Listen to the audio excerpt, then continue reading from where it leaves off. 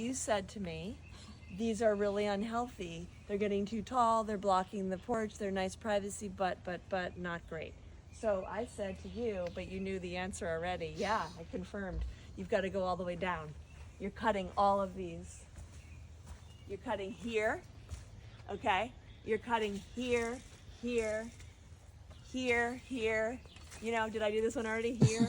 With these, look, new growth, right? New growth, new growth. I would go here with this guy, not up here. I would go right above this guy here, okay? What this does now is it gives the plant an opportunity to focus all its energy on pushing out new growth down here. Like, that's great, but it's fighting for its life up here to keep this going. Okay, get rid of that, then the plant can focus down here and generating new beautiful stuff.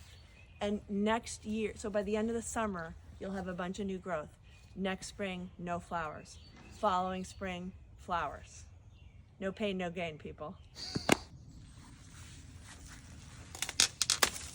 Perfect. Oh my gosh. Perfect. Pull it out.